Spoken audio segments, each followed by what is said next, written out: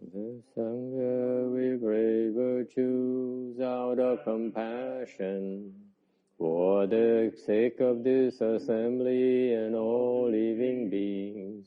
Please turn the wonderful Dharma wheel to teach us how to leave suffering, attain bliss and birth and death, and quickly realize non-birth. Cung thính đại đức tặng thinh, vì thứ pháp hồi cấp nhất thiết chúng sanh.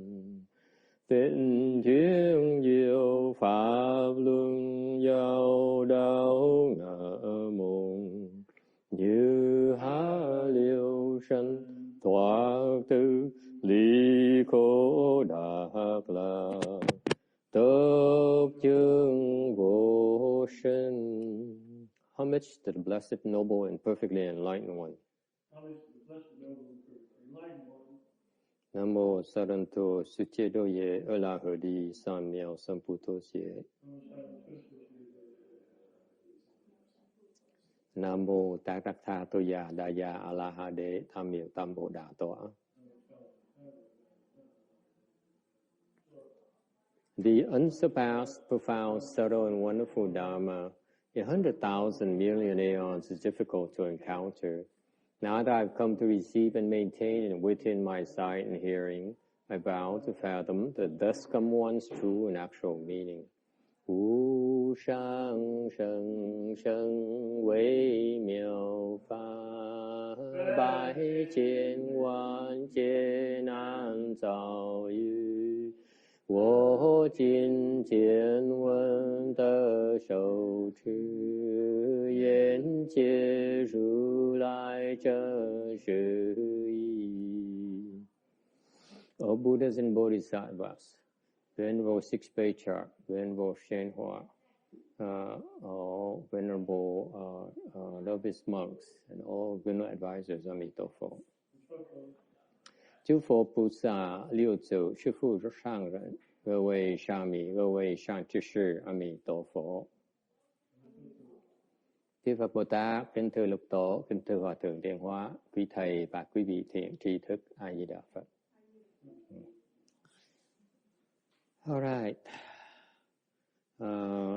Today is the 20th of October 2013. We are in Rosemead, California, to discuss the Vajra Sutra. We are on slide 643. Okay.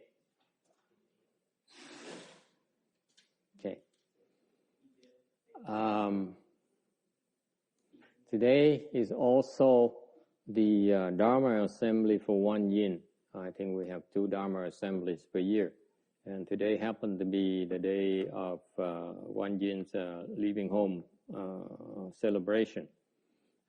Ngày hôm nay gọi là ngày mà Ngài Quán Thế Bồ Tát xuất gia có cái pháp hội của đó. And I apologize for not stressing it this morning because we have a lot to talk about. It seems like we have so much to talk about. But when we celebrate One Yin is in order to remind us to be more compassionate. Lý do mà thầy có những pháp hội Ngài Quan Âm để nhắc cho quý vị nhớ cái tầm quan trọng của cái tâm từ bi. Okay, it's critical that if we cultivate, we need to develop the mind of compassion. Cái pháp mà thầy tu dạy quý vị tu đó để giúp quý vị phát triển cái tâm từ bi. Okay, when I was cultivated by myself, I was doing just fine. I was very happy in a state of bliss. Lúc mà thầy tu mình đó, trong lúc mà vô thất đó, tu mấy năm trời đó, sướng như sao đó, rất là thoải mái, rất sung sướng. And so when my teacher, lúc đó Ngài Tiên Hóa mới ra lệnh, Ngài nói là thôi con đi dạy đi. And one day he decided, he told me, why don't you start teaching? And you know what my first reaction was? I said, no way, no thanks. Cái phản ứng đầu tiên của thầy là sao? Thầy nói không, thầy không dạy đâu. Không dạy đâu, forget it. I'm sorry. I like to, but I don't see any good reason for me to do it. It's I have no interest in teaching. Thầy không muốn dạy thế nào hết. Từ cuối cùng kinh nghiệm cho biết là Ngài Tiến Hóa làm gì, biểu làm gì thì nên làm nấy. Tại Ngài có cái trí huệ mình không có.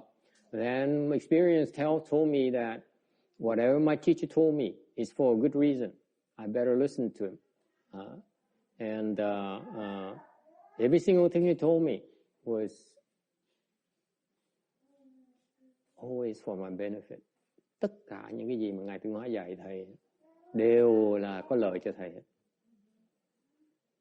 And that's why it also another lesson I learned is that when the teacher spends the time and makes the effort to tell you something, don't let it go to waste. Anh thầy học bài học khác mà học từ lâu rồi đó, một cái người thầy mà bỏ thì giờ ra mà nói một câu dạy một câu, đừng có để nó phí.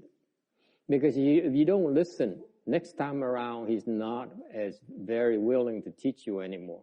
Mình thầy biết mấy cái gì mà thánh tăng như vậy, dạy một lần dạy mà mình không chú ý tới nghe lời chỉ dạy của Ngài, lần sau khó mà được dạy lắm. Okay. So I decided to teach, and later on at first I disliked it a lot. Lúc đầu thầy mới quyết định là dạy. Lúc đầu nó khó khăn lắm, với là khó chịu dễ sợ lắm. Tại mình sống, mình tu trong cái thiền lạc mà sung sướng dễ sợ, mình ra vào cái thế giới thế tục lại thấy khó chịu dễ sợ. I was very in a state of bliss, and I did not enjoy going back and deal with people, and it was very unpleasant for a long time. Cái lúc dài nó khó chịu dễ sợ, có những cái phiền phức, có những cái phức tạp mà không thể nào kể hết cái gì được. And later on, I began to understand. A few years later, I began to understand why I was told that my teacher told me to start teaching. Sau này, sau vài năm sau, thầy mới bắt đầu hiểu tại sao Ngài Tiến Hóa dạy thầy là biểu thầy phải đi dạy. I realized that I have to confront my discomfort. Thầy mới hiểu rằng là Ngài Tiến Hóa bắt thầy đối diện với cái khó chịu, cái mà mình không thích. I was forced to face what I disliked, and I have two choices. Khi mình bắt làm cái chuyện mình không có thích, mình có hai cái lựa chọn. You have two choices. You stop, okay? You give up, or you continue. Mình có thể hoặc là bỏ cuộc, hoặc là mình tiếp tục làm. If you give up, you never understand why you thought to do so. Nếu mình bỏ cuộc thì mình sẽ không bao hiểu tại sao thầy không biểu mình làm như vậy. Nếu mình tiếp tục làm thì từ từ mình sẽ hiểu. If you continue against your own knowledge, your own beliefs, or your own understanding, then eventually understand why the teacher told you to do so.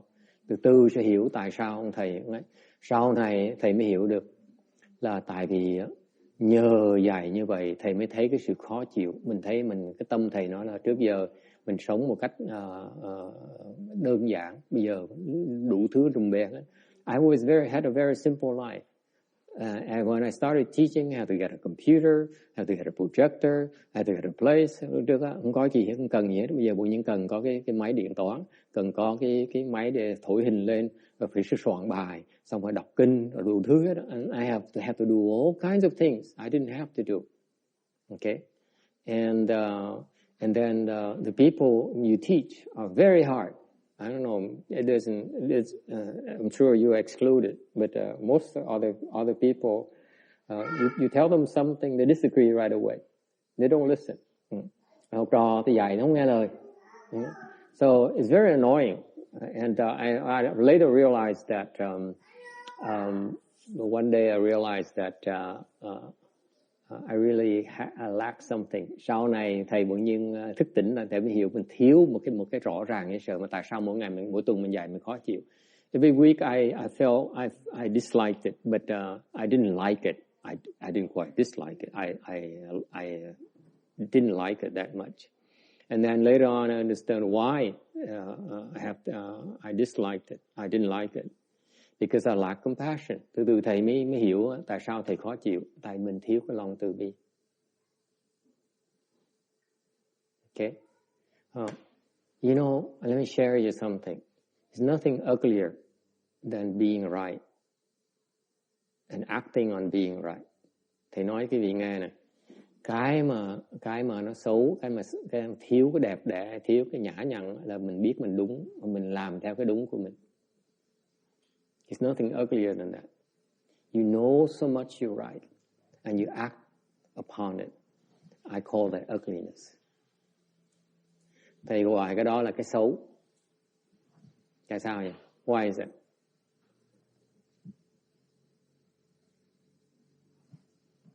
This is how the world is. That's how I was. I knew I was right. And I acted upon being right. What's wrong with that? Vì biết không? Cái thế giới này con người ta ai cũng như vậy hết á. Nghĩ là mình đúng và mình làm theo cái đúng của mình.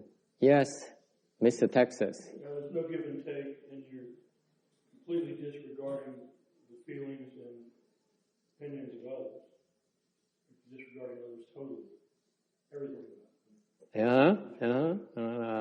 Mình biết mình đúng thì mình làm như vậy thì mình làm theo cái đúng của mình thì mình không coi trọng cái đối phương, cái tình cảm với cái mình không coi trọng cái người ta. Okay. Very good. What is it? It's the self. It's the self who demands to be right, who demands to be recognized as right. Tại cái ngã mình, cái bản ngã mình á, cái bản tính của bản ngã mình á, nó đòi đúng và nó đòi được người ta công nhận là mình đúng. Phải không Kim Điền? Dạ.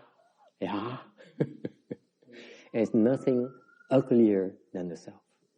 Trust me. The self is one of the ugliest things on earth I've seen. Okay. Quý vị biết cái bản ngã là cái nó xấu nhất. It demands to be right. Nó đòi phải được đúng.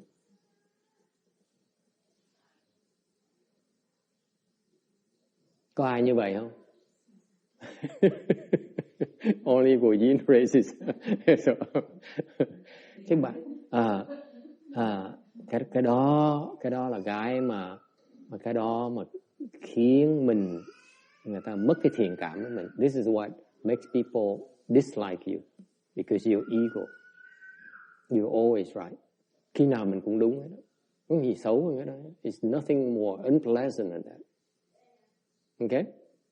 Whereas this is why One Yin Bodhisattva is adored by everyone. Quý vị thấy không? Ngài Quán Thế Bồ Tát tất cả mọi người đều sùng kính Ngài. Tại sao? Tại cái tâm từ bi của Ngài. She does not demand to be right. Ngài không đòi đúng. Okay? And instead she has compassion for others. Tại vì mà đúng mình nên phát triển cái lòng từ bi của mình. Okay, that is more important. That is a quality. This is what makes a superior person. Cái người mà thường nhân ta có cái lòng từ bi. I assure you of that. Cái người mà superior people have compassion. Period. Unless you have compassion, you don't belong to the upper class of humanity. Nếu quý vị mà thiếu lòng từ bi là không phải là cao cấp của cái nhân loại. Okay? So this is what Mahayana differentiates Mahayana and Hinayana. Đây là sự khác biệt lớn lao nhất giữa cái đại thừa với tiểu thừa. Okay? Cái đại thừa, quý vị tu đại thừa để phát triển cái lòng từ bi. If you study Mahayana properly, your mind of compassion keeps on growing.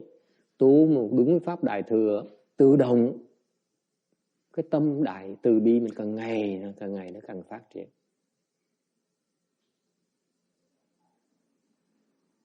Okay? I've seen too many even my own kind, left form people who are very bright, very smart, and I don't see them making it because they lack compassion. Thầy gặp nhiều người trong cái giống người tăng ni đó, thầy gặp rất là nhiều, mà đa số người tăng ni thầy gặp toàn là thiếu từ bi ấy. Mà thầy thấy họ không cách nào mà họ mở được cái tâm này. Okay, a case in point, you know, I this week I just decided to let go of one monk because I feel that he doesn't fit into my long range development plans. Chẳng cái tuần này thầy mới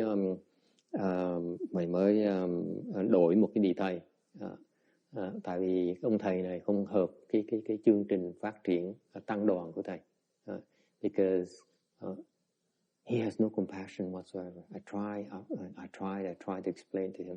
Thầy cố gắng giảng rất nhiều, amazingly, những cái quý vị biết mỗi lần dạy như vậy có từng những cái mỗi người nó có cái chương trình dạy cho họ để họ hiểu, mở cái trí tuệ ra. Each person in our training program, there are certain things that need to be taught in order to open their mind, okay, open their heart. Okay. Mỗi lần dạy người như vậy phải có, bây giờ họ từng bước để giúp họ mở cái tâm, mở cái trí của họ. And yet one of the things I'm looking for to tell you the truth is that a person's ability and willingness to develop compassion. Một trong những cái điều kiện mà thầy có, những người tu sĩ trong tăng đoàn thầy mà được huấn luyện, được đầu tư để huấn luyện, để nhận cái huấn luyện, là có cái khả năng của từ bi. Con người không có từ bi không thể nào hiểu được Đại Thừa. A person who lacks compassion cannot possibly absorb and comprehend Mahayana. It's impossible. Không cách nào hiểu được hết. You may learn the words, quý vị có thể đọc được cái chữ. Okay? You may recite it by heart, quý vị có thể đọc tục lầu luôn nữa. Okay? You can discourse on Mahayana principle, quý vị có thể nói giảng thao thao bất tuyệt. Nhưng điều thiệt sự trừ phi quý vị có cái tâm từ bi, quý vị mới có thể thật sự hiểu được cái chiều sâu của Đại Thừa. It's only your understand of Mahayana is proportional to your level of compassion in your heart. That's the secret in Mahayana. Unless you become more compassionate, there's no way for you to get it. Thành quý vị biết cái bí mật của Đại Thừa là vậy. Con người chỉ khi nào có cái tâm đại bi mới có thể cần hiểu được cái pháp Đại Thừa. Không có cách nào hiểu được. Okay, that's the significance of today. Today is not only to get together and eat and have a good time. Nothing wrong with good food, by the way. Ngày hôm nay không phải là ngày để mình ăn uống no nê vui vẻ. Có cái đó, ăn uống vui vẻ no nê không có quan trọng. Nhưng có quan trọng nhất là mình tự nhắc mình, cái tâm mình ngày nào cái tâm từ bi mình có phát triển là không? Đã phát triển là không? So the meaning of today's celebration is to ask ourselves, look inside ourselves. Are we becoming more compassionate or not? Okay? That's why. All right? All right. We going back to the Sutra. Trở lại cái kinh Kim Cang. Slide 643, tâm 643. We in the midst of the Vajra Sutra has so many quotable sections. Thank you. Kinh Kim Cang là đặc biệt lắm, có rất nhiều cái khúc mà người ta cứ trích ra, cứ nêu ra hỏi. And there is a very quotable section. This particular section is also very quotable because it is a section that says, the Buddha says, the past mind cannot got at, the present mind cannot got at, and you can't even get at the future mind. Okay. Cái phần này phần nói là tâm quá khứ bất khả đắc, tâm hiện tại bất khả đắc, tâm vị lai không bất khả đắc. So the bottom line here is that the bottom line here, I mean, people keep on quoting this. Rất nhiều người nói cái câu này, nêu ra cái câu này, trích ra cái câu này, nhưng để không hiểu ý chính của câu này. Câu này chỉ có nghĩa là không nên suy nghĩ. The real meaning of this is that stop thinking. That's all there is to it.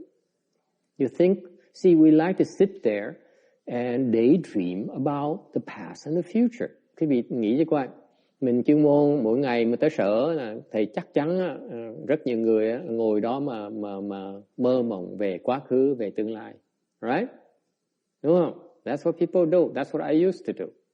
Okay, that's nonsense because it's all your imagination. Tất cả đều là cái sự phung phí của cái suy nghĩ mình thôi. So it's no need to do those things. Bớt suy nghĩ đi. So the advice here in Vajra Sutra is that the Buddha says, what you're thinking about the present, the past or the future. Đức Phật dạy rằng cái việc nghĩ về quá khứ, về nghĩ cái chuyện tương lai, về nghĩ cái chuyện hiện tại đi nữa, nó đều là vọng tưởng hết. It's all false thinking. It's no need. Okay? All right? Any questions about that?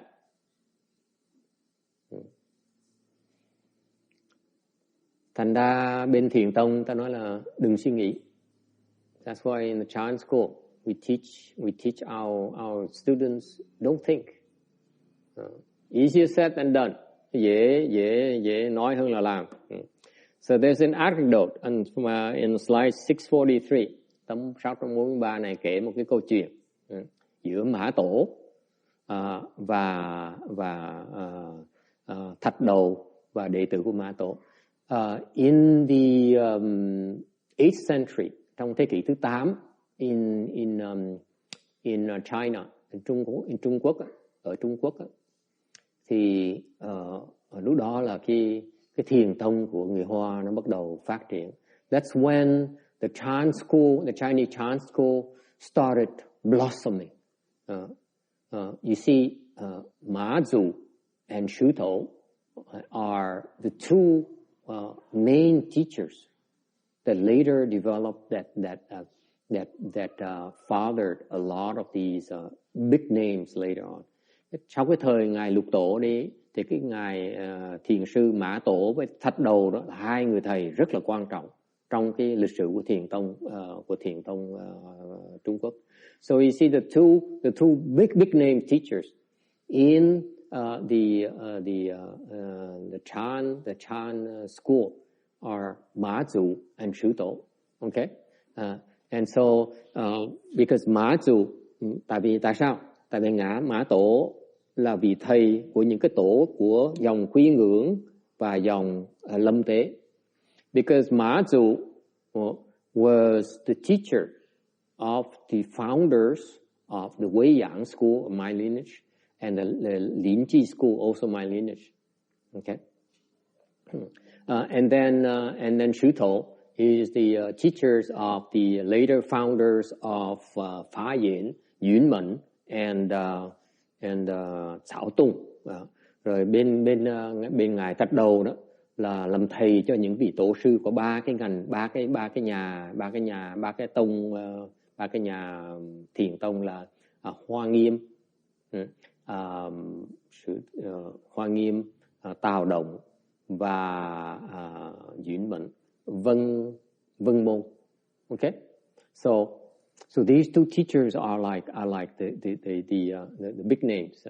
So at those times they are competing, they're rival teachers. Hồi đó là hai vị đó là nổi tiếng nhất trong cái lịch sử thiền tông Trung Quốc.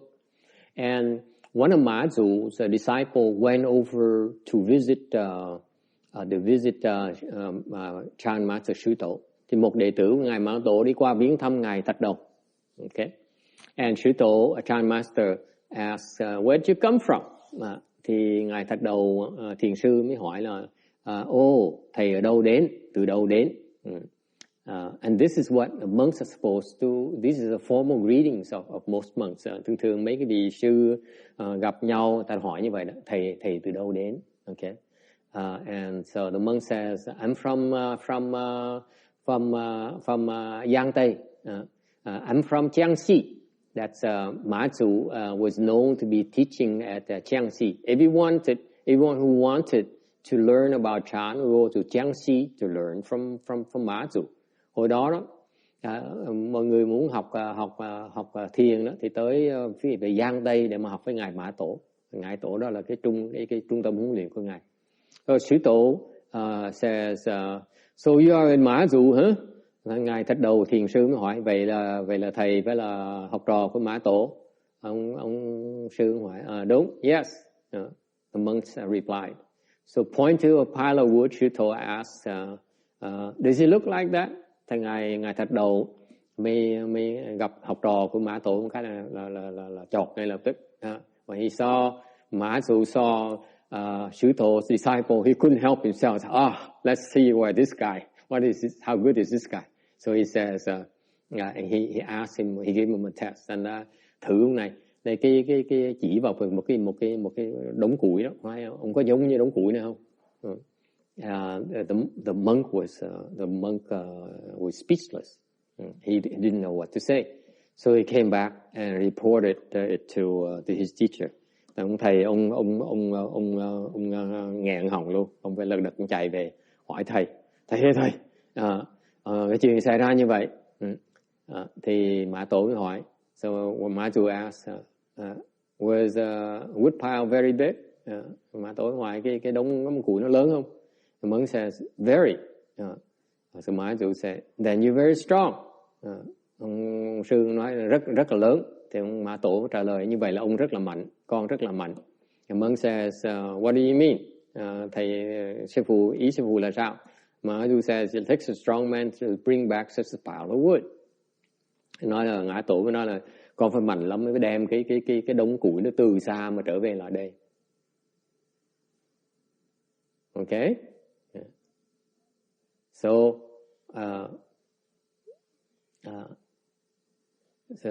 see, this is what happens to us to confuse people. Đây là cái chuyện mà thường xuyên cho những cái người mà còn mê muội. Okay? He's stuck on the past. Cái ông này kẹt vào cái quá khứ. Right? So all he thought, what he learned from his teacher Mã Dụ, he still doesn't get it. Thành cái người này mà học biết bao với ngài Mã Tổ vẫn chưa hiểu được như thế. Okay?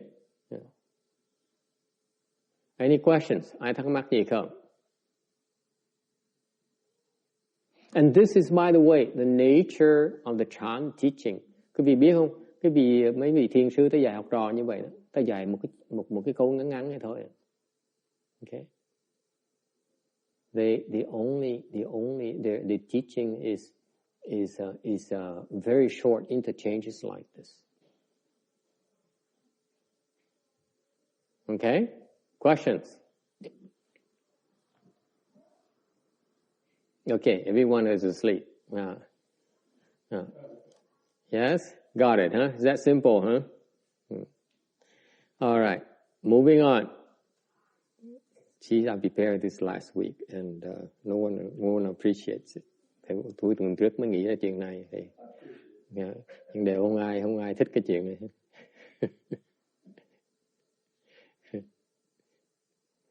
All right. This is, by the way, the difference of having a teacher and not having a teacher. Đây là sự khác biệt giữa cái có thầy và không có thầy. You know, that's why the Chinese are very wise. Cái người Hoa đó, người ta rất là khôn ngoan, ta có trí huệ. The Chinese teach each other that you should go find a good knowing advisor. Cái người Hoa đó, cái truyền thống người Hoa đó, Phật giáo người Hoa đó, là đi tầm sư, đi kiếm thầy. Kiếm thầy như vậy để người thầy dạy cái sơ xuất của mình, cái vô minh của mình. So when you see a teacher, a good teacher will always point out your ignorance. Okay? Teachers don't waste the time. It's the same, that's why I related to you my master instruction. Go and teach. Because in teaching, it revealed my ignorance. Quý vị thấy là thầy nhắc lại câu chuyện mà tại sao Ngài Tiên Hóa biểu thầy đi dạy. Tại vì khi mình chỉ như vậy là cái người thầy á, chỉ cái vô minh, chỉ ngay thẳng tới cái vô minh của mình á, cho mình thấy. Bắt như Ngài Tiên Hóa bắt thầy đi dạy để chỉ vào cái vô minh của thầy. Nó rõ ràng như vậy. That's why I hope that in this country, Mahayana, we preserve the essence of cultivation. Cultivation, okay? is to seek a good knowing advisor. Quý vị biết không? Đại thừa xứ này phải hiểu, đại thừa xứ này là tìm cái người thầy. Okay? The nature of ignorance is that you think you know. Remember that. Quý vị biết cái vô minh là gì? Cái bản tính vô minh đó là mình nghĩ mình biết. And that's why you can't see it. Quý vị thấy cái chuyện đó không? Quý vị thấy được không? Mình nghĩ mình biết, mình nghĩ mình đúng. Thành mình không thể nào thấy được hết đó. Because you believe that you know, you believe you're right. That's why you can't see your ignorance. That's why your ignorance hides. Cái vô minh nó núp ở chỗ đó đó. Nó núp ở sau cái tư tưởng là mình biết, mình đúng. Any questions about this? And you should be ashamed of yourself. Because this is how you operate. Tất cả mọi người đều như vậy. Mình nghĩ là mình biết. Thầy nói mình không tin.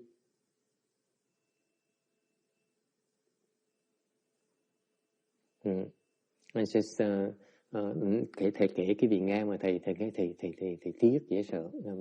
Thầy rất là tiếc. I'm telling you, relate to you the story here that I feel so sad because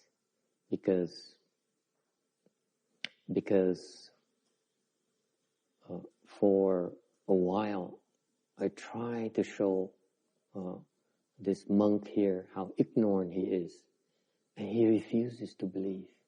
Cả mấy tháng trời này thầy muốn cho cái ông sư kia thấy rõ ràng cái vô minh của ông nhất định không tin, nhất định không tin. He refuses to believe me.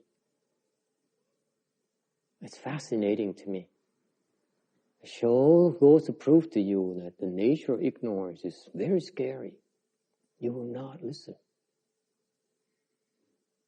And that's why in their tradition, in Hinayana tradition, they don't have the tradition of going and seek out good knowing advisor. That's why they don't appreciate the advices that point out their ignorance. Thành quý vị biết cái truyền thống Nguyên Thủy, họ không có cái truyền thống là đi tầm sư. Thành ra khi mà gặp người thầy ấy, họ không có mở tai mở mắt ra để mà thâu thập cái lời chỉ dẫn người thầy đang chỉ cái vô minh của họ. Họ không chịu nghe. Dễ sợ lắm. It's one of the scariest things I've seen. Okay? It's ignorance, not stupidity, by the way. What's the difference between ignorance and stupidity? Cái vô minh với lại cái ngu si nó khác nhau chỗ nào? Yes? Well, stupidity is you can't learn anything. Yes? Ignorance is you don't know what you should know. That's right. Ignorance is that you're supposed to know, you think you know, but you don't. That's called ignorance. Right? Does it sound familiar? Thì biết không, cái vô minh đó là mình không biết mà mình nghĩ là mình biết mới gọi là vô minh. Minh là gì? Minh là sáng. Mình thiếu cái sáng suốt. See, ignorance is translation from Wu Ming in Chinese. Wu means without. Ming means brightness. Without brightness, without clarity. Cái người vô minh là người thiếu sáng suốt, mà không biết là mình thiếu sáng suốt. Thành Đức Phật hay dễ sợ. This is why the Buddha's teaching is so wonderful, so wonderful. He says, it's not that you are stupid, it's that you're just ignorant. Quý vị thấy nó khác biệt dễ sợ. Đức Phật hay dễ sợ. Không phải quý vị dốt, mà quý vị bị vô minh.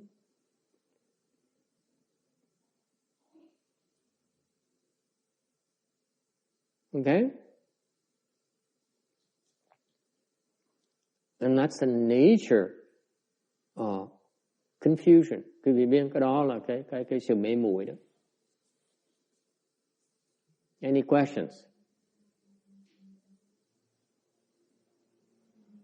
Okay. Yes. So how do you characterize stupidity as opposed to ignorance?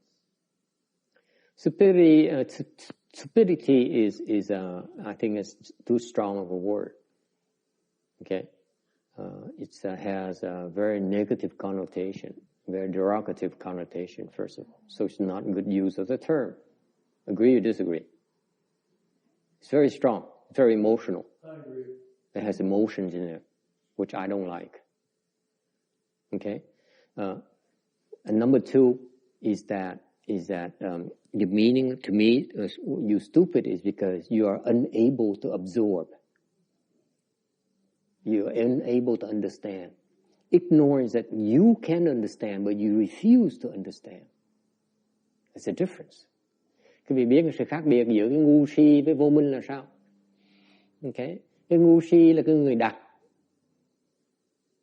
không thể nào hiểu được hết đó. Nhét vào không được nữa. You cannot stuff it in more into it. Okay?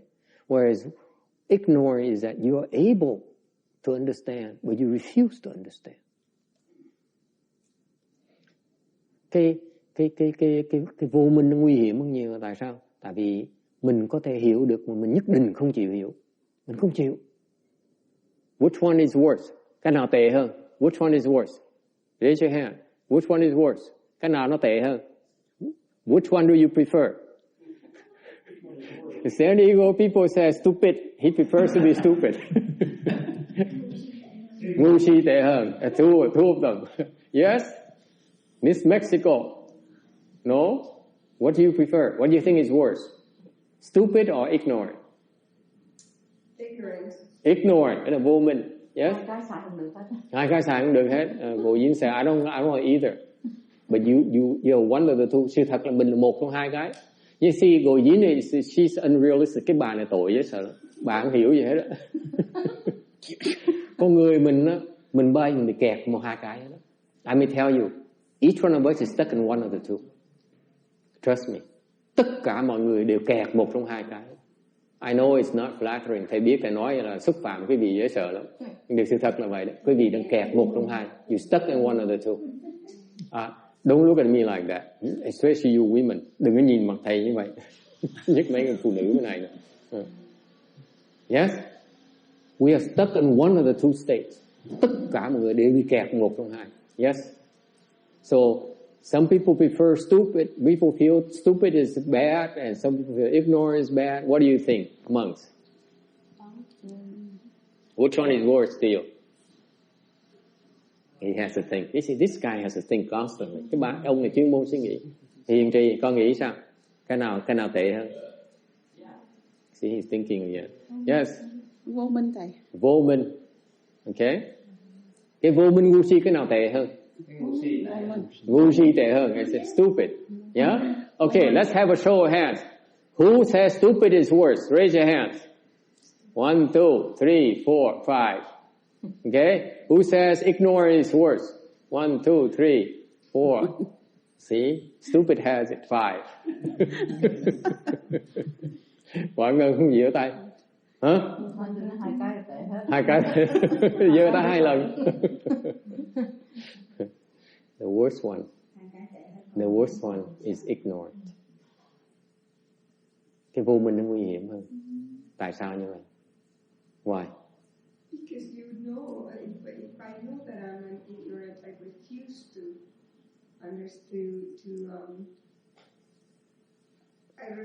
understand it in a different way, to learn. How to say? If you refuse to understand, you will not be taught anymore. Nếu dạy mà không chịu nghe lời, mà nhất định không chịu nghe lời đó, không được dạy nữa. Còn nó ngu, mình biết nó ngu rồi á, thì mình cứ dạy hoài à. See, this is from teacher perspective. You don't understand it. The ignorant people, they disrespect the teachings. Therefore, they're not taught anymore. Whereas a teacher who looks at someone who's stupid, they say, oh, he's so stupid. But that's okay. At least we give him another chance. Okay, because he does not get it. But the other guy gets it, but he refuses to accept it. He understands the principles. He understands. Cái người mà vô minh á, hiểu, biết điều, biết đúng, biết sai, biết quấy, nhưng nhất định không chịu nghe lời. He understands clearly, but he refuses to accept it. If you're like that, you're done. Because the teacher does not waste his time. Ông thầy không bao giờ phí thời giờ hết. Không phí thời giờ. Okay? So if you're stupid, it's because you cannot understand. So we teach you to do things that you will help you and open your mind. Cái người mà dốt đặc á, mình dạy cho họ để họ từ từ họ có cái cơ hội, họ mở được cái tâm của họ. Vẫn còn cơ hội như thường. Okay? Họ chưa có khả năng, thành ra mình vẫn còn cái cơ hội để phát triển khả năng của họ. Còn cái người mà có khả năng rồi mình nhất định không nhận, cái người đó là hỗn xược. Là không được dạy nữa. Hiểu chứ? Cái người hỗn nó không được dạy nữa. You understand the subtlety here? The stupid ones still have second chances, third chances, and so on, because they're unable to get it. Therefore, they help. They're told to do things that will help open their blessings. But the one who's ignorant is the one who's capable of understanding, but he rejects the teaching. He's being insolent. He's being disrespectful towards the Dharma. And that's it. Quý vị mà không tôn trọng cái lời, cái pháp á, cái giáo pháp á, quý vị không được dạy đâu. Không ai dạy đâu. Does it make sense? No one ever tells you, I ever told you this. Không ai nói quý vị cái chuyện này hả? Are you stupid or ignorant? Quý vị dốt, đặc hay là vô minh? Better to be stupid. After all, huh? It's better. Yeah. Work with what you have. If you realize you prefer to be stupid, then why are you so arrogant? I ask you. Con người nói với thầy, nếu người chẳng thà như vậy thì con chẳng thà con đặc hơn là con vô minh. Thầy hỏi, nếu như con nghĩ là con chỉ đặc thôi, tại sao con vẫn còn ngạo mạn như vậy?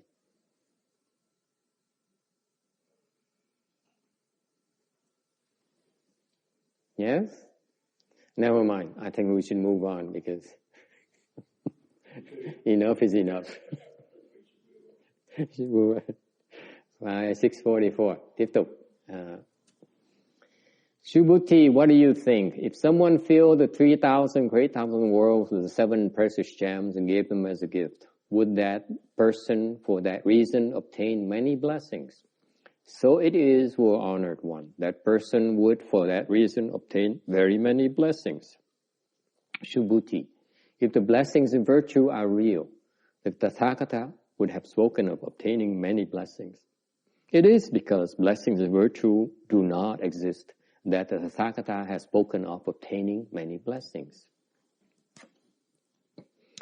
Subhuti, yu yi yun he, ro you ren man 3000大千世界七宝 以用布施，世人以是因缘得福多不如是世尊，此人以是因缘得福德甚多。须菩提，若福德有时，如来不说得福德多；以福德无故，如来说得福德多. Tu Bồ Đề ý ông ra sao nếu có người lấy tam thiên đại thiên thế giới thất bảo dùng để bố thí, người ấy vì nhân duyên này được phước nhiều chăng? Như Thế Tôn đúng vậy, người ấy do nhân duyên đó được phước đức rất nhiều. Tu Bồ Đề, nếu phước đức thật có thì Như Lai chẳng nói được phước đức nhiều, vì không có phước đức nên Như Lai nói được phước đức nhiều. And this is the difficulties of explaining Vajra Sutra, reading Vajra Sutra. It's sometimes it's not very clear.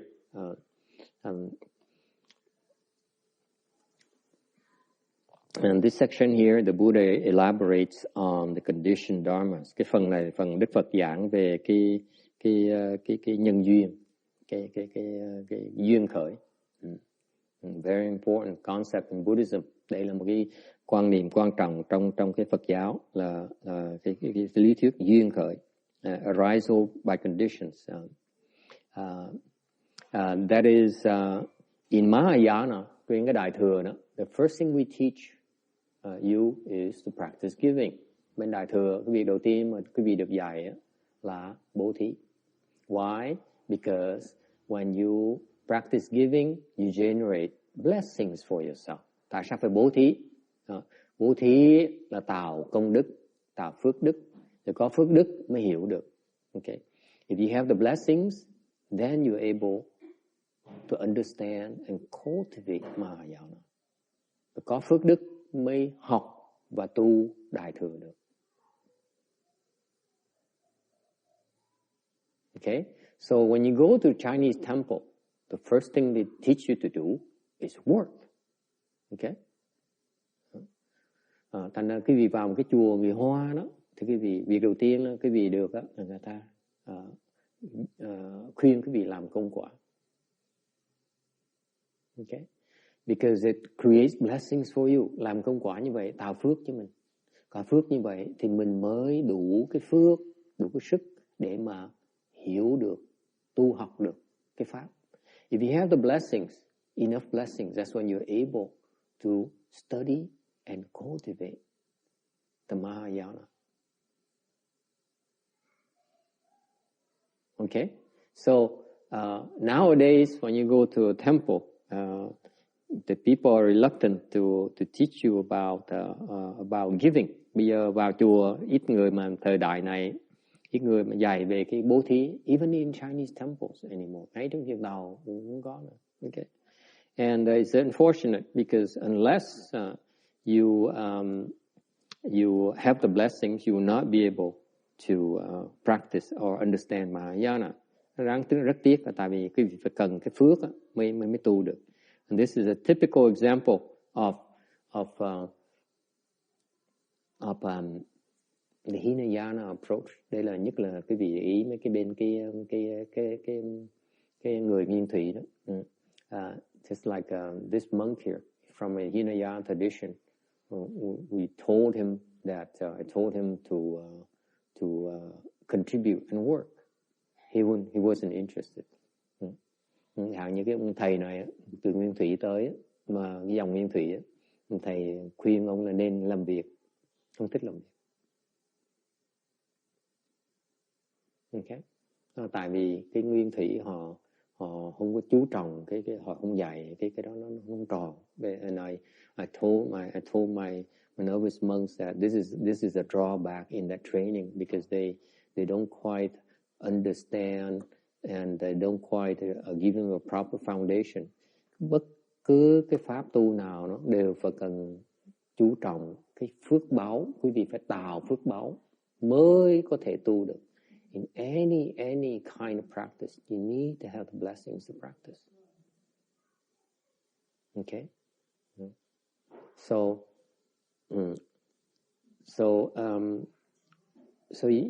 you see,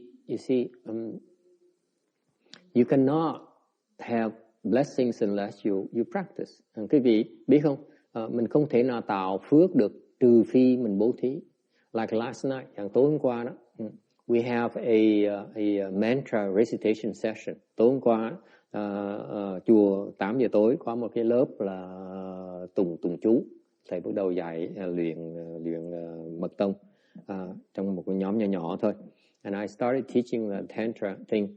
And one of the mantras we recite is một cái thần chú đầu tiên mà chúng tôi tu đó. It's from the Shranga mantra, trích ra từ cái chú Lăng Nghiêm. It's to pacify and bring peace and security to the world. Tụng cái chú như vậy đó thì mình bình an, mình đuổi mấy cái ma quỷ nó đi. When the first mantra we recite would bring peace and security to the neighborhood, to the country. Mình làm như vậy là mình đang bố thí. When you do that, you're practicing giving. Right there. Đừng giúp người khác. We help others. That's giving. Bố thí là giúp người khác. Anh làm đầu tụng cái chú đó không, nó tạo rất là nhiều phước báo. I mean, the mere fact of reciting the mantra creates a lot of blessings. Okay? All right. Any questions? Ai thắc mắc gì không? 647. Yes. But when we do that, if we're benefiting others, is it, like you were mentioning the other day, is it also draining ourselves? Like we're giving away, we're losing some of our energy? No, not that kind of practice. You're not losing anything. Actually, you're building up your energy.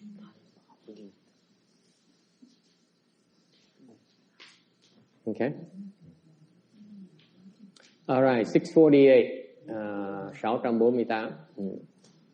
He says here, we offer 7 gems as many as Ganges sands. Quý vị biết cái tinh thần của cái người mà bố thí đó, lúc mà ta hiểu rồi, ta bố thí nhiều như là thất bảo của nhiều như là cát vào sông Hà. Think about it.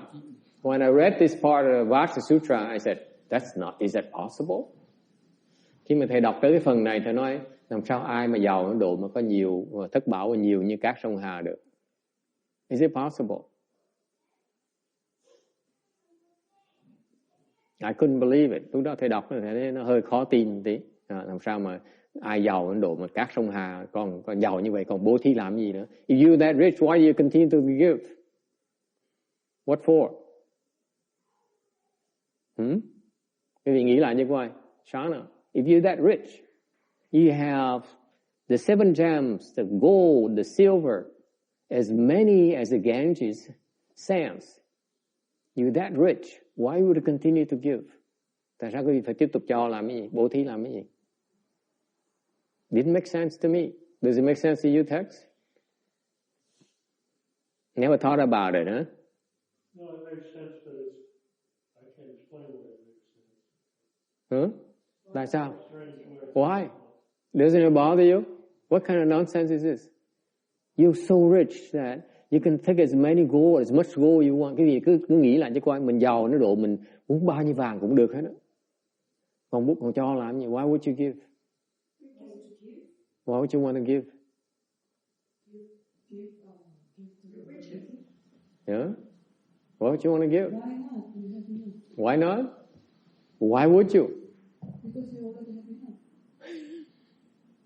You're boring. Well, it's an act of generosity. Huh? That's an act of generosity. I'm not impressed. I refuse to be impressed. Where it's implying here, what you're implying here is that you don't need to have more blessings if you already have so much money. Much Why would you bother? Continue to give. Why would you? What for? I have enough. I have plenty already. What for? Quý vị nghĩ lại cho coi. Mình có nhiều, mình giàu đến độ mình bao nhiêu vàng mình có thể, quý vị tưởng tượng được mình có thể có hết. Mình tiếp tục bố thí làm cái gì? What for? Because you're planting your blessings for next life, maybe. Very good.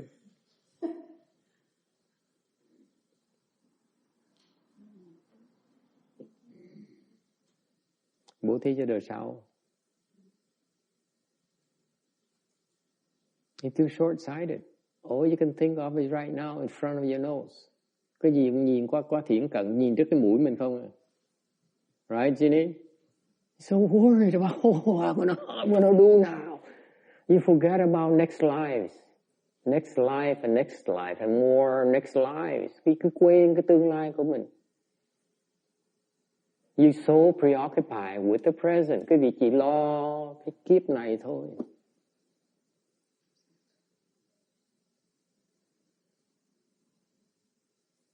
Kim Dean is not impressed. They say, it sounds good, but I don't buy it. That's called ignorance.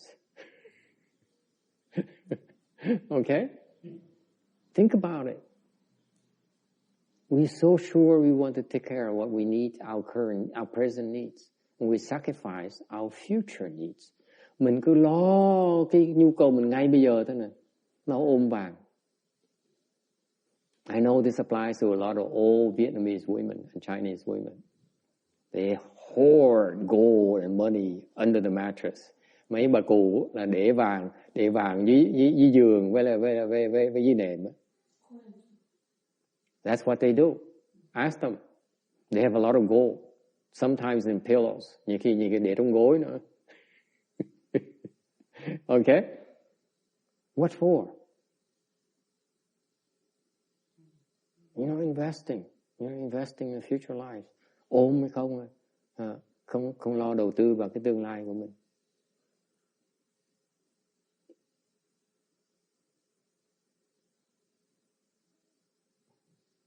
Okay? Now, you give away all those things. You have all those things. You have a lot of blessings. Okay? Có nhiều cái phước báo nên mà cho tất cả những cái thất bảo như vậy. And the Buddha says, if the blessings of the actual substance, then he says, I wouldn't say many. Phật nhắc cho ngài tu Bồ Đề biết rằng nếu như thực sự mà cái phước báo, excuse me, có cái thực thể đó, thì Đức Phật đã không nói có. Why? Because blessings are conditioned dharmas. Tại vì cái phước đó, nó chỉ là cái duyên khởi thôi. Okay? And if you seeing blessings as real, then you are attached to marks. Nếu quý vị thấy phước báo mà nó thật á, thì quý vị đang chấp tướng. Okay? You understand the subtlety here? Okay. It's not that the Buddha is saying that the blessings are not many. Không phải Đức Phật nói là quý vị những cái phước mà cho sông Hằng nhiều như sông Hằng này không có nhiều. He's not saying that you give, you are able to give away the blessings as many as the Ganges sands. Đức Phật không nói rằng nếu quý vị có thể bố thí được là thất bảo nhiều như các sông Hằng đó, nó là không có nhiều. He's not saying that. He says it's a lot. But it's a lot more when you're not attached to it. They're attached to the blessings that are generated.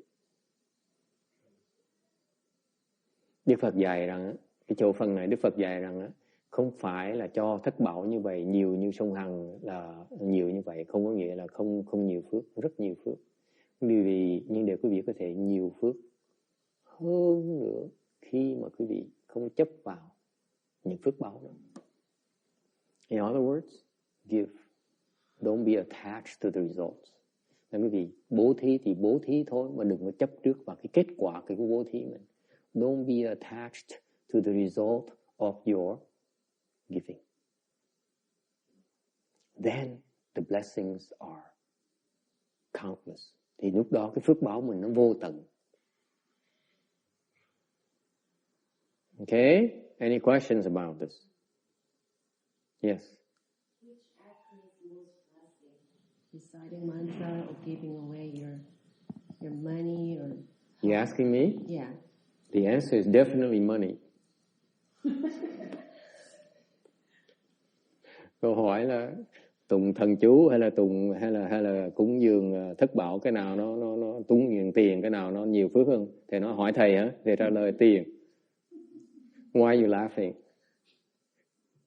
Because I'm helping you get rid of the attachment to money.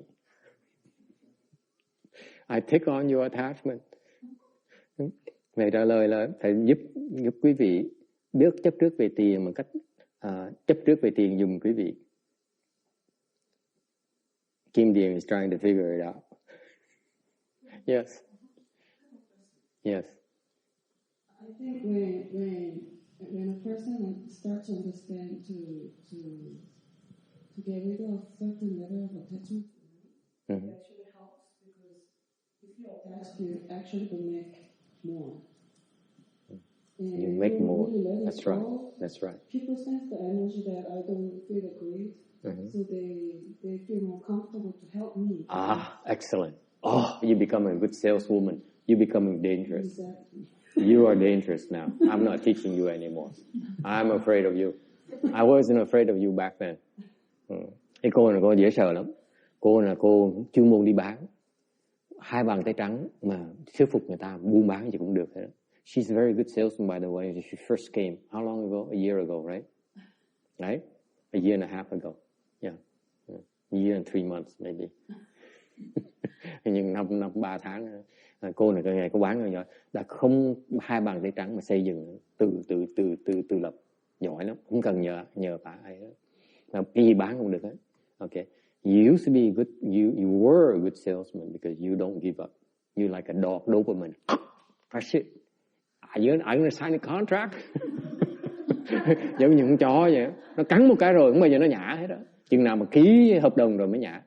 Con còn dễ sợ lắm. That's a mark of a salesperson, by the way. A good salesperson is always that. Okay?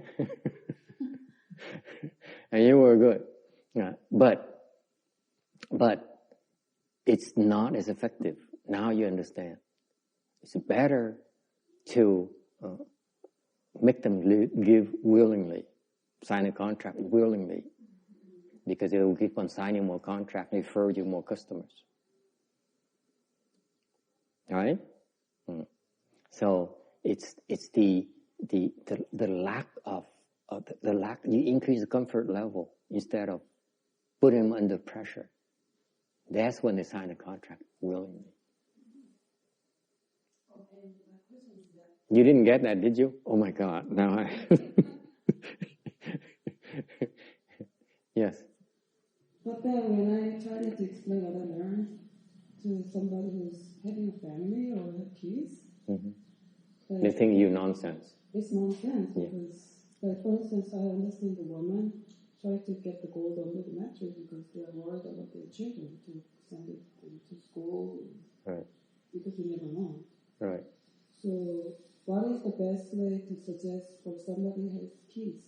Because that also you need to have a balance. If you're too scared, it doesn't help. You're trying too hard. You cannot help them understand. They're not ready to understand. You're trying too hard. Sometimes you have to wait until they're ready to understand. In these cases, you can't push it. You talk to them and they understand, they would immediately click. They don't understand, there's nothing you can do. It takes time. What I'm telling you is not different. It's just like a year and a half ago I said the same thing, but now you get it. Because you are able to let go. Okay? That's what's make Mahayana cultivation fascinating, because you keep on growing and growing and growing and growing. You get better at it. The good monks are the best salespeople. You know that? They're most dangerous people. Most dangerous salesmen. You just can't recognize them. That's how good they are. Never mind. Thầy đang đùa với cô này. Cô này buôn bán, cô hiểu. Cô hay, nó có hiểu được cái chỗ đó. Cô bán trước là cô áp lực người ta. Bây giờ cô bớt cái áp lực, cô phải hiểu rằng khi mình bớt áp lực như vậy, khách hàng nó thích hơn. Nó mua nhiều hơn. Và nó mua thường xuyên hơn.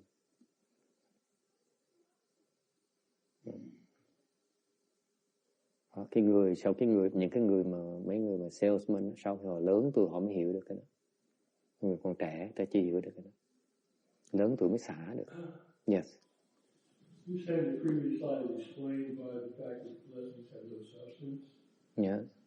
That's the explanation. What does it mean blessing has no substance? Thì cái câu nói mà cái phước đức nó không có thực thể nghĩa là sao? What does it mean to you? Well, they're not objects. They're metaphysical. They're very actualized in time. No. What kind of nonsense is this? This is why the sutra is so hard to understand. Cái kinh nó khó hiểu như vậy. Ông đang nói là phước đức không có thực thể, có nghĩa là cái gì nó trừu tượng, thì nó tầm bậy, nó có cái chuyện như vậy. It's not what he means. Is it? Yes? You answer yourself. Yeah? Thế kinh Kim Cang nó khó hiểu như vậy đó. What does it mean? Blessings have no real substance. Cái câu mà cái phước đức nó không có thực thể nghĩa là gì? What does it mean? Anyone? It's not tangible. Yes? It's forever. Nó không có thực thể, nó không có đùng, nó được, không có, nó tồn tại mãi mãi. What does it mean? Come on, you monks. What does it mean? Blessings have no real substance. What does it mean? Phước không thực thể nghĩa là sao? Yes? Because there is such a thing that we shouldn't be attached in if we create if there's some blessings that we for instance the money, we can become very attached to it, so it's better to just look at them as not being of a substance.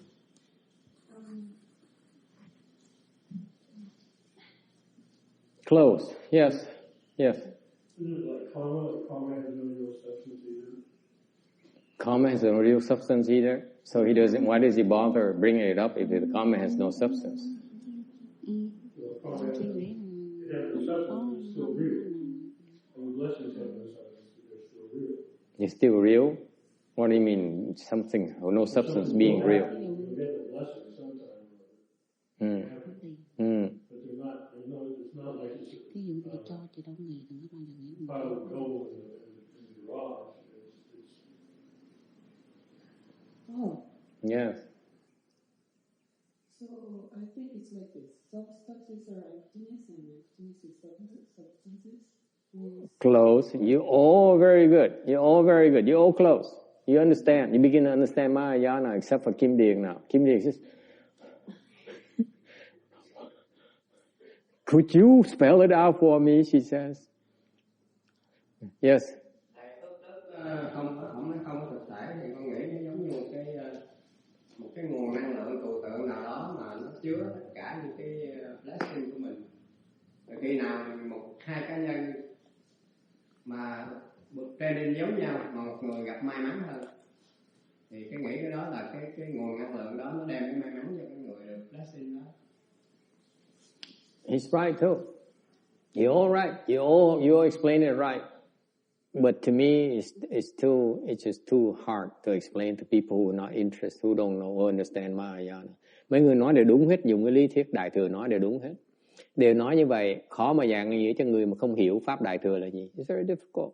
See, you guys are blessed in that you've listened to this for a year now, or two, already. So you understand what this principle is about. The bottom line is this. Blessings have no real substance. What does it mean? It means that it's no big deal. That's all it means. Why do you make such a big deal out of blessings? The Buddha says, if you do not make a big deal out of blessings, then your blessings are infinite.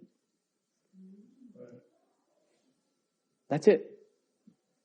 Cái câu nó khó hiểu mà giảng được như vậy đó. You can go, if you explain to each and every way, like 4 people talk about, round up their viewpoint, you're all right. But you know, if you combine all 4 together, that's what it means. You're all correct. It's still another point beyond that, which is what you just said. That's right. The bottom line, if you don't think of blessings as a big deal, then it contains all the 4 angles. Just give. I don't think it's a big deal. You can give as many. You can give 1 million. You can give as much gold as there are sands in a river. So you don't think it's a big deal either. You are incredibly blessed. Agree? Nếu quý vị có thể bố thí 1 triệu đồng, 10 triệu đồng, tất cả vàng của trong cái bằng cát của sông Hằng, mình vẫn coi cái đó là cái gì nặng ấy, thì thực sự quý vị giàu không thể tưởng tượng được. You're so blessed already. So when giving, let's think about if I give, I'm going to be Don't think it's a big deal what you give. and if I get penniless, I might be a lot more blessed. You just as blessed. You don't think it's a big deal. Okay? The problem is when you're poor, you see yourself being poor already. You cannot see it's not a big deal. That's right. That's the problem.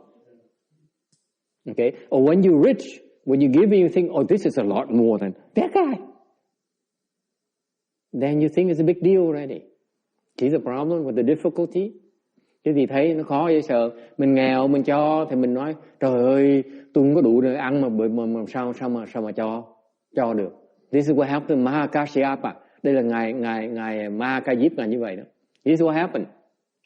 Before he became disciple of the Buddha in one lifetime. Ngài Mahakayip trước khi mà thành đệ tử Phật, đại đệ tử của Phật, okay? Thì ngài một cái kiếp đó thì so poor, nghèo quá đi. He's so poor that he and his wife, nghèo đến độ mà ngài với vợ ngài, okay, they only have one upper garment between the two of them. Nghèo đến độ mà hai vợ chồng chỉ có một cái áo ở trên thôi. So whenever they need to go out, okay, then they use the upper garment. The other person stays home. Một người đi ra, còn người kia ở lại nhà, tại không có áo, đủ áo vải để mà che thân. Okay? And one day Mahakashyapa heard of the Buddha. Một ngày kia, ngày đó, cái kiếp đó là ngày Mahakayip mới nghe có Đức Phật tới hướng ngưỡng mộ, là tới gặp Phật. So he heard of the Buddha's reputation, so he went and looked at the Buddha. When he took a look at the Buddha, ngài tới viếng thăm Phật thì vợ ở nhà tại không có áo quần nhớ, không có áo. Tới một cái thấy Phật một cái mê. He took a look at the Buddha, he was so enamored. Mê, Phật đẹp dễ sợ, Phật đẹp trai dễ sợ. Buddha is very handsome. Okay. Okay. And Shana, by the way, that's the next step. You're so adorable, they just sign anything you ask. That's his ultimate salesmanship. Look how bad she is.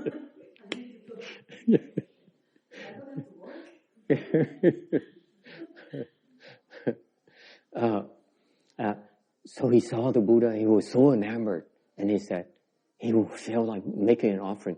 Khi một cái người thiệt sự mà ngưỡng mộ đó, phát cái tâm cúng dường ngay lập tức. You know that? Do you know that? You didn't know that, did you? None of you know that. You really admire someone. You want to give that person something right away. You like someone so much, you give them something. Right? Right? That's natural, right? Human nature. Thiệt sự mà thích đó, là muốn cho người ta, tặng quà, tặng đồ người ta, right? You like to give to kids, right? How do you give to kids? You smile at them. Right? Con nít, mình thích cho con nít sao mình cười. That's the first gift. You smile at them. Right, Joseph? No, never mind. Joseph is bored out of his brains. Okay. So he wanted to give to the Buddha. But he has nothing. Muốn cúng dường cho Phật, muốn có gì mà cho ngoài cái áo. So he said, if I give this away, I only half of this, because the other half belongs to my wife. Ông nói nè, bây giờ mình cho này không được, tại sao một nửa này là của bả. If I give it away, my wife would never let me hear the end of it. Bả về bà mắng mà chết. Okay, so he's afraid of his wife, which is a good thing. Sợ vợ là chuyện tốt. Right? Oh, these men are so Vietnamese. Never mind. Sợ vợ quá, không dám cho. He said, I'm not sure I can do this. This is the only thing we have. This is the only possession we have. Còn tất cả của cải trên thế gian có một cái áo này thôi. Mà cho Phật làm gì bây giờ? How are we gonna live? How can we go to the market now? Làm sao đi chợ bây giờ? Okay? So he struggled. He said, I don't care. This is my utmost admiration of this man. So I'm give to him my upper class. Ông nói là tôi không cần biết. Ông nói nhất quyết mình phải làm cái gì để bày tỏ cái lòng cung của mình đối với ông sư này. Mình lấy cái áo ra cúng lên. He give it up to the Buddha. Cúng dường Buddha cho Đức Phật. And he gave it to the Buddha. Cúng xong rồi, he yelled, Eureka! Ông hét, nhảy la hét lên. He said, I've conquered. Tôi đã chiến thắng rồi. Chiến thắng what? I conquered my stinginess. Mình chiến thắng được cái lòng bỏng sẻn của mình.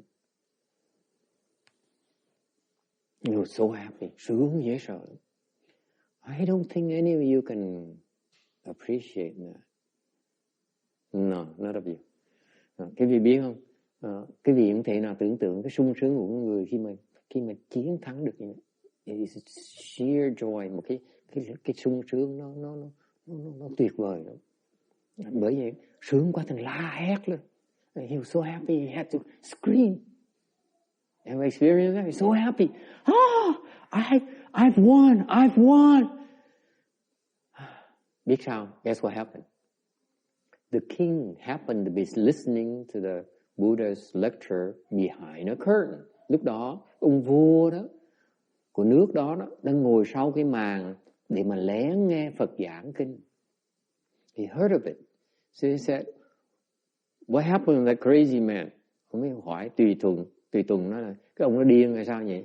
Người ta chạy ra ta hỏi, mấy thám, they heard the story. So the king called me and said, you are a good man. Okay, I give you all, 1,000 yards of cloth, the best kind, okay, for you to make clothing from, and here's some gold for you to go buy a Ferrari, okay. Thành ông vua mới nói, bây giờ ta cho con một ngàn cái lọng vải để mà con may áo quần, một ngàn cái đồng tiền vàng để về mà sung sướng để mua cổ ngựa xe. Okay. Not only that, he asked that you're such a virtuous man, you're a superior man. I'd like you to be one of my officials.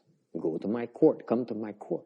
Ông vua còn nói thăng quan nữa, ban cái quan chức cho ông này nữa. And he became very, very rich. Và như vậy ngài Ma Ca Diếp đó giàu hơn người tưởng được. Okay? And that's what is meant by no big deal. If you really don't think it is a big deal, then your blessings are incredible. More than you can ever imagine. Quý vị tưởng tượng như vậy, để hiểu cái ý nghĩa của câu chuyện là sao. Nếu như quý vị cúng dường mà không coi cái đó là cái chuyện, cái gì nó động trời hết, cái chuyện mà nó lớn lao á, thì lúc đó cái phước báo của quý vị nó lớn không thể tưởng tượng được. Đó là chuyện xảy ra với ngài Ma Ca Diếp, là không thể nào tưởng tượng mình cúng một cái áo mà thành giàu đến độ như vậy. That's the meaning of the story. You give away one piece of cloth, very coarse cloth, mind you, and then all of a sudden beyond his own imagination became so rich. That's the meaning of blessings have no real substance. Meaning it's no big deal. In your mind, it's no big deal. Quý vị hiểu câu chuyện chưa? Ý nghĩa câu chuyện chưa? Trong cái tâm quý vị đó, cái phước báo nó không thực thể. Có nghĩa trong tâm quý vị khi mà bố thí đó, không coi cái chuyện này là cái gì, kinh thiên động địa hết, mới thiệt sự mới là phước báo mới là nhiều. You understand that? Is that clear? Yes.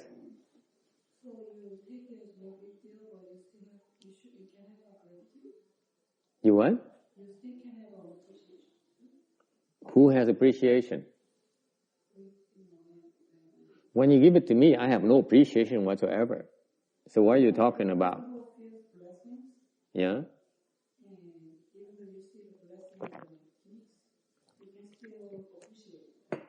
No. Don't we have to appreciate it? We have to appreciate it. If you are true at that moment, this is a good question, by the way. You ask a question because you're not there yet. When you're there, you see you give something, the best of what you have, you think it's no big deal. Okay? Then, if you really in your mind, you think it's no big deal, there's no appreciation. Does it make sense? It's nothing there. It's yours. If you don't appreciate, what difference does it make? You have it already. You don't have to count it. You see, Shana has, let's see, I have incredible blessing. Let's see, how many zeros is that? No. If you have it, it's yours. It doesn't matter whether you count it or not. She still wants to count. What's the fun in having a lot of money you can't count? Right? Then it's a big deal. It's still a big deal. Does it make sense? Cái việc người ta hỏi là như vậy mình có hưởng thụ được hay mình thích thú được. Người ta nói cái vị thiệt sự mà coi cái cúng dường mình là không có gì mà ghê gớm á, thì lúc đó cái tâm quý vị đâu có cái tư tưởng là nó nhiều nó ít nữa. Đó thiệt sự nó không có cái tư tưởng nữa. Tại cái vị quá nhiều đồ mấy cái vị đếm mà không đếm cũng là của cái vị như thường. It's still yours. Remember. Yes. For instance, you teach the child because you appreciate the teacher's teaching, right? Yes. So you encourage it. That's only one way is to explain it.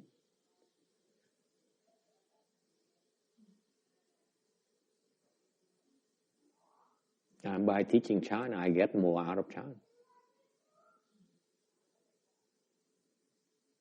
There's many ways to explain it. Okay. Yes. Does it make sense to you, Mr. Texan? Yes. What?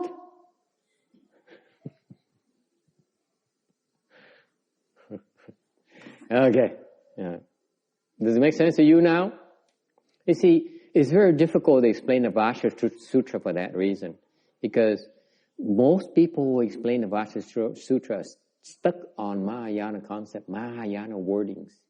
And they fail to understand the essence of the meaning. It really means don't think it's any big deal. It's never a big deal. If you really understand it is conditioned blessing anyway, then it's not a big deal.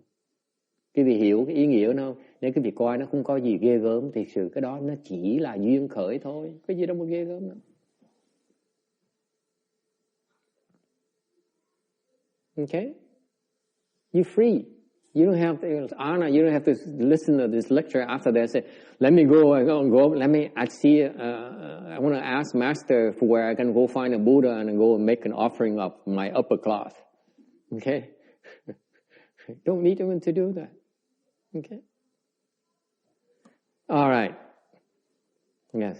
Thưa Thầy, con có câu hỏi là khi mình bố thí pháp hay là bố thí tiền bạc, tiền của hay là bố thí vô ý tất cả, nếu như mình không nghĩ nó là big deal, then everything should be the same, không Thầy?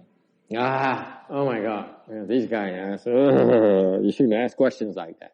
The same question the woman asked earlier. Should I recite a mantra or should I recite mantra or should I give money? I gave a good answer already. So the same answer here, you should give money. Never mind about giving dharma.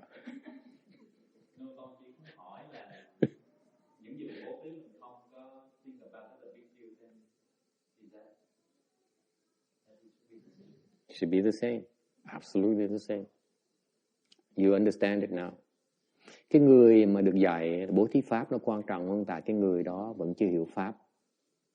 Vì khi người hiểu pháp rồi dạy họ ba cái đều bằng. Cái lời dạy đó nó tùy cái cơ cơ của mỗi người. Dạy Bồ Tát á, thì Bồ Tát là ba cái nó bằng nhau. Dạy cái người thanh văn cái pháp á là nó quý. Dạy người mê muội pháp là nó quý. Nhưng người Bồ Tát là dạy ba cái bằng nhau, như là con phải vừa bố thí tiền, vừa bố thí vô ý, vừa bố thí pháp cùng một lúc với nhau.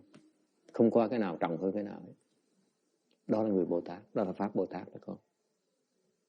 Okay, I explain in Vietnamese and I will translate into English for your sake. Those you are Chinese. Okay, the Americans I gave up on them already. He doesn't find it funny anymore. Texas, after almost 24 hours at the temple, I'm numb.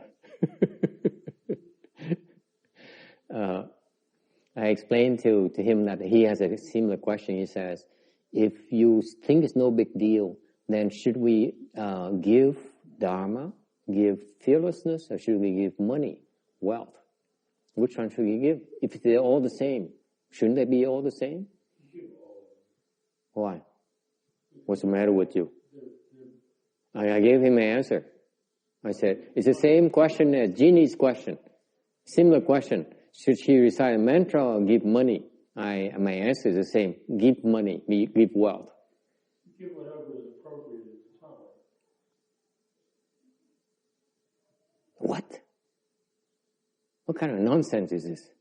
This sounds like a man who's his thing is a big deal.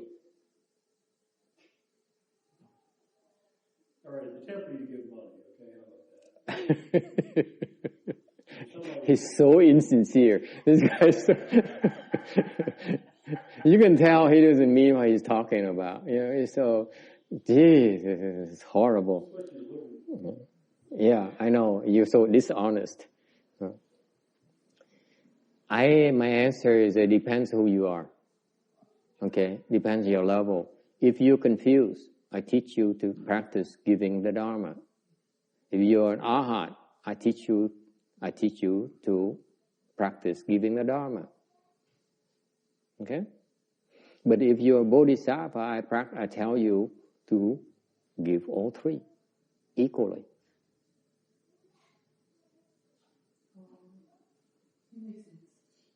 That's why Ginny should give money.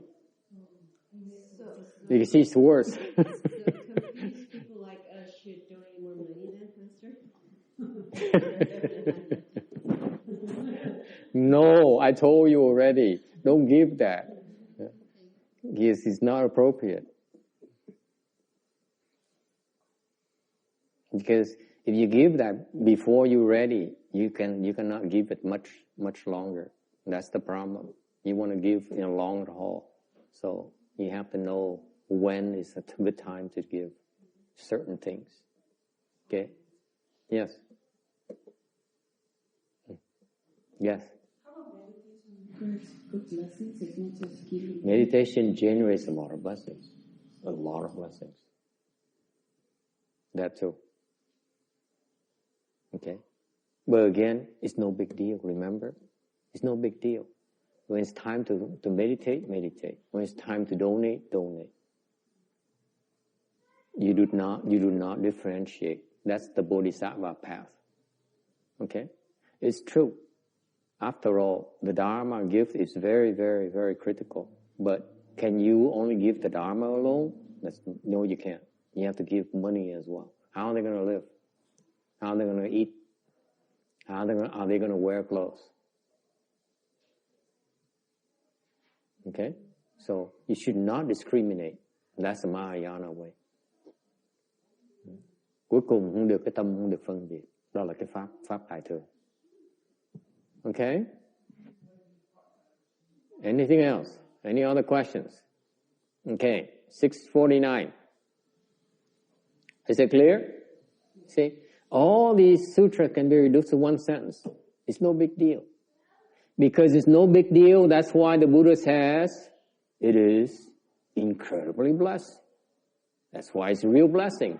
Khi mà cái tâm quý vị mà thấy rằng cái phước báu mà mình tạo ra nó không có gì ghê gớm, lúc đó Đức Phật mới nói cái đó thiệt sự là phước báu. That's what he's talking about. Remember? He says to the Buddha, as far as the Buddha is concerned, it's only until you look at it as no big deal, that's when he sees it as blessings. That's how pure it is. Cái tâm Đức Phật như vậy đó, cách nhìn Đức Phật nó thuần thanh tịnh, không qua cái gì là nó ghê gớm hết đó. Lúc đó mới thiệt sự là ghê gớm. Okay? In other words, if a person says, this is incredible thing, look how great, incredible thing we have here, then it's not a big deal. It's still a big deal. Okay? It's not very significant. When it disappears in your heart, in your mind, that's when it becomes real substance. Khi nào mà mình thấy không còn nó ghê gớm, lúc đó thực sự nó có cái thực thể của nó thực sự là nó quý báu. Okay? Yes? Okay, 649. Tiếp tục cái kinh tấm 649. Subhuti, what do you think? Can the Tathagata be seen in perfection in his physical form? No, honored one. The Tathagata cannot be seen in the perfection in his physical form. And why? The perfection of physical form is spoken of by the Tathagata as no perfection of physical form. Therefore, it is called the perfection of physical form. I know. I glossed over this section when I read it 20 years ago. I said, oops, okay. And I never read it again, by the way. for 20 years. It bothered me so much. I said, this is scary. How can the Buddha talk nonsense like that? I tell you, honestly, I said, 20 years ago I read this. I said, this is nonsense. I don't get it. I admit it to myself. And if I read it 10 more times, I still don't get it. The more I read it, the more upset I become. Yeah. Cách đây 20 năm thầy đọc cái phần kinh này, thầy đọc xong một cái là thầy đóng sách lại. Thầy nói là thầy không hiểu. Mà thầy không hiểu Phật nói cái gì hết đó. Thành sợ kinh này, sợ. Mà thầy biết lúc đó, thầy không dám đọc nha. 20 năm rồi thầy không đọc nữa. Xong rồi thầy biết càng đọc càng khó chịu. Thành không dám đọc nữa. That's why back then, you know, Jimmy, when people refer to people and you should read the Vajra Sutra, the Buddha's teaching of Vajra Sutra, I said, say what? You got to be crazy. It's nonsense. If anyone tells me you read the last section, the blessings have no real substance, you tell me you understand, I say, excuse me, I don't believe you. Okay? I don't believe you. No way. You don't get it. Okay. Thành ra lúc trước thầy đọc kinh là thầy sợ lắm mà tại vì thầy không cách nào hiểu được cái chữ nói, sao mà hiểu nổi. Mà giảng cái phần trước thầy nói cái chuyện không thực thể, không một cái gì giảng ra nữa, làm sao mà dám đọc làm cái gì? Đọc là chỉ khùng lên thôi. Mà người ta cứ dìu nhau mà đọc cái kinh Kim Cang hoài, thầy cứ lắc đầu này cái này. Đâu có hiểu đâu, đọc làm cái gì. My attitude is that why would you waste your time reading something you don't get anyway? Why bother? Okay? So anyway, chư Bồ Đề ý yun hợp, Phổ có以具足色生见不不也世尊，如来不应以具足色生见，何以故？如来说具足色生，即非具足色生，是名具足色生。Yeah, right. Thưa Bồ Đề, ông ra sao? Có thể thấy Phật qua cụ túc sắc thân không? Chăng? Thưa Thế Tôn, không thể thấy Như Lai qua sắc thân. Tại sao? Như Lai nói cụ túc sắc thân tức chẳng phải cụ túc sắc thân nên gọi là cụ túc sắc thân. Slide 652, tấm 562.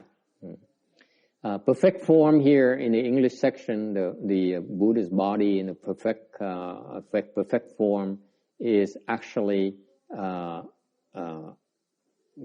refers to the reward body, which is replete and perfected. Thì sắc thân mà vẹn toàn này nói về cái báo thân. Here's what happens to the Buddha has for you who don't quite know, những người mà quý vị chưa biết đó. Đức Phật á, khi quý vị tu đó, thế once you reach high levels of cultivation, quý vị tu mà tới trên độ cao rồi đó. Okay? Are you interested? Yes. Why? Okay. When you reach high level of cultivation, high level of enlightenment, mind you, khi quý vị tới trình độ mà giác ngộ cao á, giác ngộ nó có nhiều cái trình độ. Enlightenment has many levels. And when you reach the level of high enlightenment, tới trình độ mà giác ngộ nó cao, trình độ cao rồi đó, you begin to have, okay, 3 bodies. Tức là có mỗi người nó có 3 cái thân, not just one. Yeah, spares. That's right. Có đồ sơ cua. Yeah. Isn't it cool? You have what is called a transformation body. Thứ nhất, one kind of body you have is transformation body, gọi là cái biến thân, cái hóa thân. Meaning that these bodhisattvas can be born into various parts of the universe. Okay? Cái hóa thân có thể là cái vị sinh vào đủ loài hết đó, and all kinds of species. Okay? As you go through birth or through appearance, hoặc là bỗng biến ra, hoặc là sinh ra. Yeah?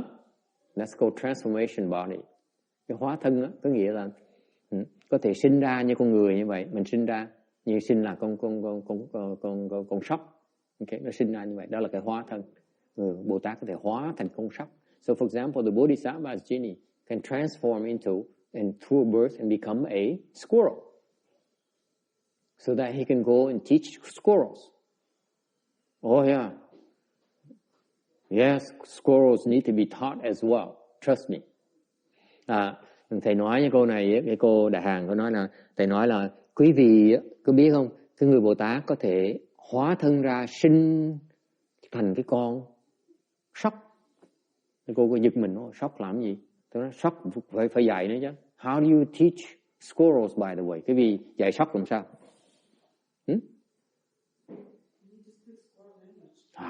How do you teach squirrel? You need to speak language. That's right. Yeah, mình phải nói tiếng sóc nó mới nghe chứ. Right? How else are you going to teach him? He has to speak the same language. By becoming one. And what else? What do you teach him? Dạy nó gì bây giờ? Dạy gì? What do you teach squirrels? If you're going to become a squirrel in the future, what are you going to teach your fellow squirrels? How to survive, yes. How to avoid the traps, yes.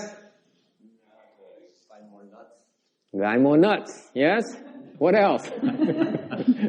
Làm sao mà né thợ săn, làm sao mà kiếm ra hạt dẻ, yes. Tell me about the Buddha. He says, Buddha? What Buddha?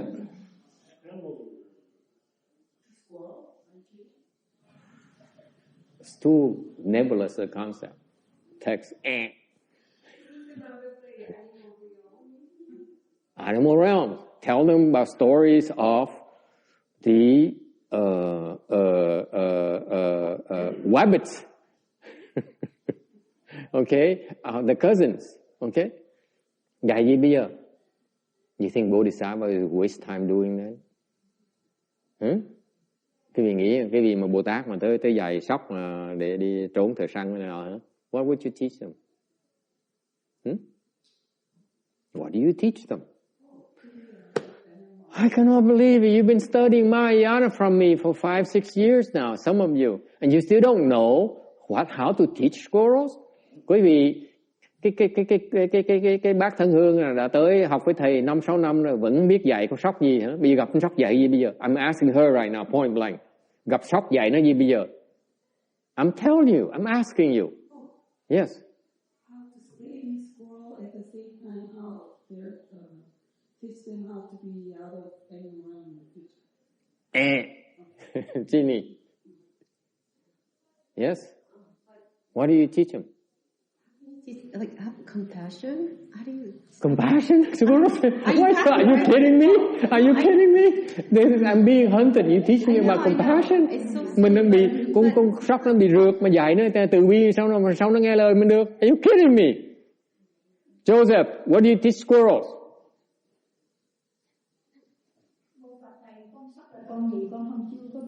Con mèo. Ok, con mèo biết con mèo không? Ok, dạy con mèo gì bây giờ? She said, I don't know what's a squirrel. She never saw a squirrel before. That's how sheltered this woman is. And so I said, you don't know squirrels? How about a cat? What are you going to teach a cat? She says, let me think. Sao dạy mèo bây giờ? She said, how am I teach a cat? I give up. This is exactly why I said earlier in my preface, I hate teaching. Bởi vì thầy nói cái gì hồi trước, bắt đầu thầy mở cái buổi giảng, thầy nói là thầy ghét, thầy không thích dạy gì vậy đó. 5 năm trời vẫn hiểu. I teach them 5 years now, vẫn chưa hiểu như thôi. Yes, Jimmy. What if they say it's like master teaching how to end of suffering? Squirrels have no idea about suffering, my friend. Yeah, but they're suffering being haunted by the humans. You are too advanced. Mấy cái người này thông minh. You're too smart. You're way too smart. Remember, we're teaching stupid beings. Mình đang dạy mấy đứa nó ngu, nó dốt, okay? Yes, Jeannie. Maybe this is silly answer again, but born as a squirrel is no big deal. Oh, this is horrible. My God, this goon is getting worse. Cái con càng ngày càng, she's regressing. Definitely you're regressing, my dear. Yes. Well, how about some squirrel language mantras? Squirrel mantras. Jeez, this guy is too much. He just attended last night, Saturday night mantra session for the first time. Now he thinks he understands a mantra now. Yes. Anyone else? Come on. What's the matter with you? You think Mahayana is some kind of abstract things? Cái vị nghĩ, chắc cái gì? Thầy thiệt là thất vọng. Học Đại Thừa 5-6 năm vẫn ai hiểu hết. No one understands anything about Mahayana. I've decided. Well, maybe it's not to help the scrolls, it's probably not to help the scrolls, but it's probably to help humans, because the scrolls don't have processing thinking. Oh. Why me? Yes. Anyone else? Now he's wearing dark glasses because he's so ashamed of himself. 5 years, haven't you been here? 5 years, right, sir? You're not ashamed of yourself? That's even worse. Can't guess what you're going to say about squirrel Dharma. I'm testing your level of wisdom. How much you really understand Mahayana. Jeez. If you understand Mahayana, you would give me the right answer. The person who gives me the right answer, okay, is the person who understands Mahayana. Cái người mà trả lời đúng với thầy là cái người hiểu được pháp Đại Thừa. Okay, go ahead.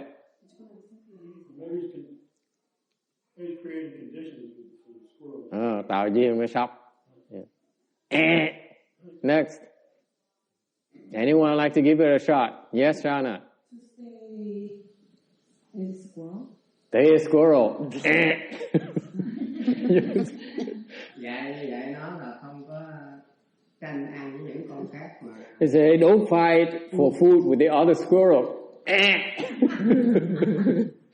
And these are the people who have been investigating Mahayana for 20 years now, 15 years. Cái người này tu được 15 năm trời rồi.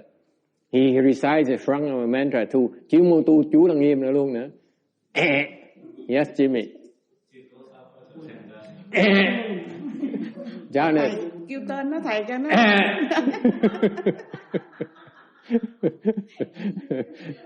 Yes, anyone else?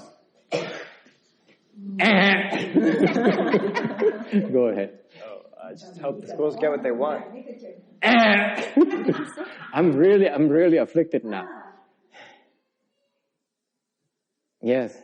How to be a good squirrel?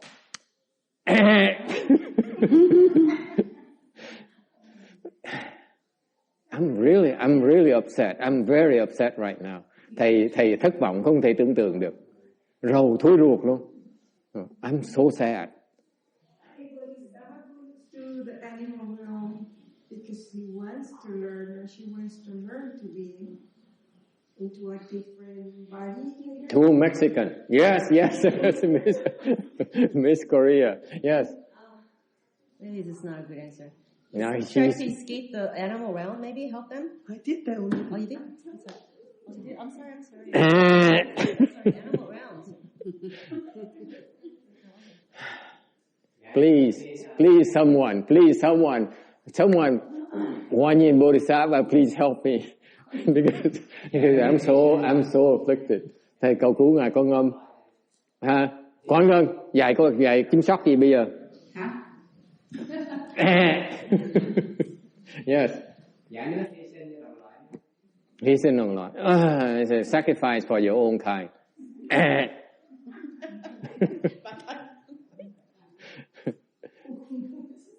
Of all the dharmas you know, thầy hỏi cái vị trí rõ ràng. Quý vị đã học với pháp thầy biết bao nhiêu năm, là 5 năm, biết bao nhiêu pháp. You know so many dharmas in the last 5-6 years. Okay, can you think of one dharma is going to help a squirrel? Quý vị nghĩ được với pháp nhưng giúp được con sóc không? Yes. Louder. How to end birth and death?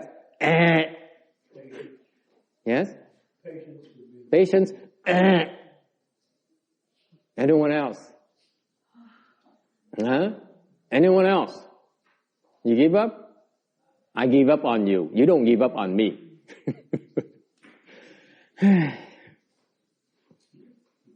How are you going to help squirrels now? I ask you. Bây giờ con sóc làm sao quý vị giúp bây giờ? Con mèo sao quý vị giúp bây giờ? Hả? Tân Hương, sao giúp con mèo bây giờ? How are you going to help the cats now? Very good.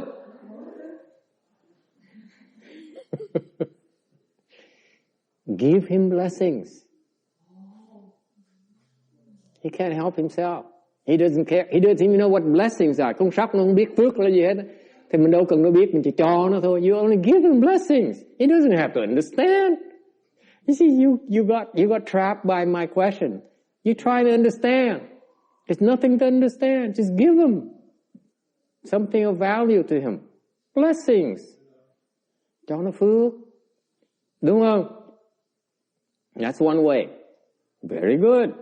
My God, after I give up on you, that's when you got it. Khi mà thầy bỏ cuộc rồi mới được. Ông này mới hiểu được. What's number 2? What else can you do? You see, I'm so ashamed of my love from people. Mấy người đệ tử thầy rèn luyện nó. Quý vị biết không? Every week, I teach them precept class, and I tell them, this is what you do. And this, I said, I teach you every single thing, and yet they still don't understand. Dạy đủ thứ vẫn chưa hiểu như thường. What else do you do? Thứ nhì, làm sao giúp con sóc bây giờ? Don't think it's squirrels.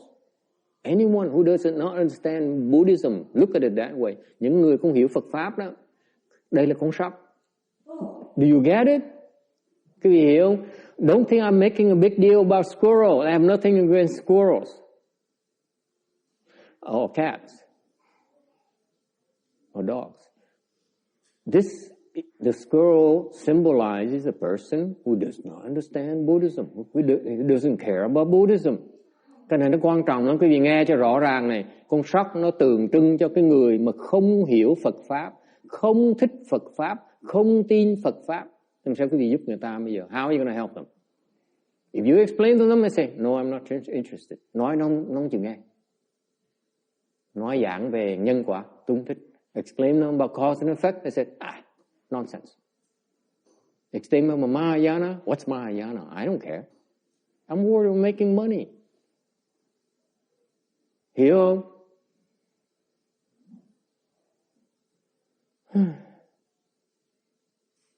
Okay, so what's number 2?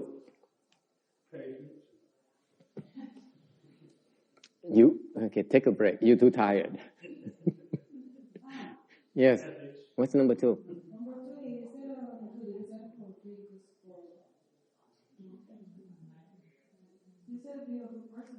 It's an evil squirrel, Shana. He's not going to want to be a good squirrel, okay? Get it straight. It's an evil squirrel. You talk evil things to squirrel, he understands. But you talk about good things, he goes, okay? What's number 2? How do you help people who do not want to believe? How do you help them?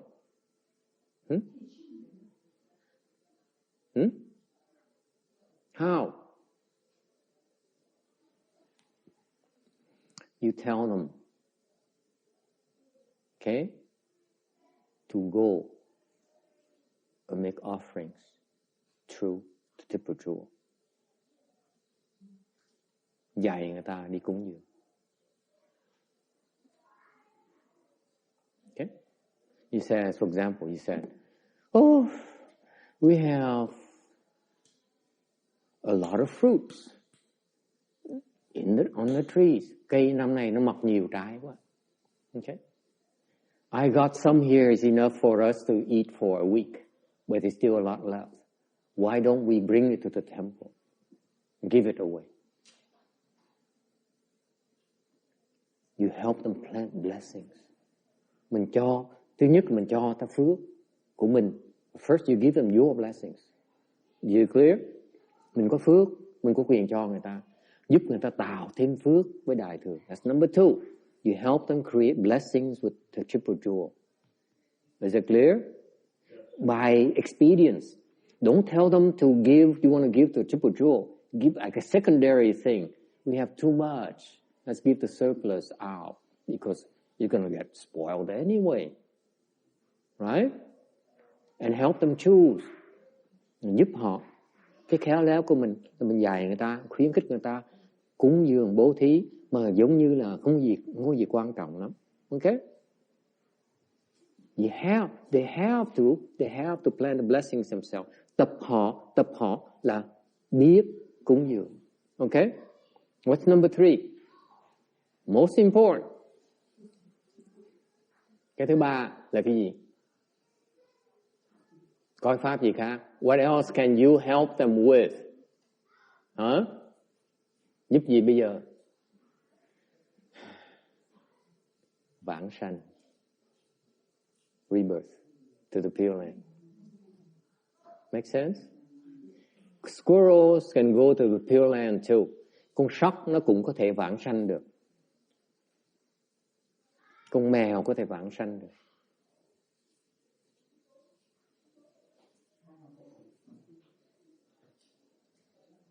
Okay? Let me tell you a story. Let me tell you a story. When I was staying in a house in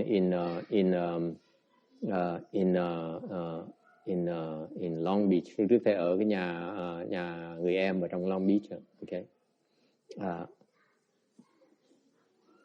What happened is that after I started to I resolved to teach Pure Land and help living beings attain rebirth to the Pure Land.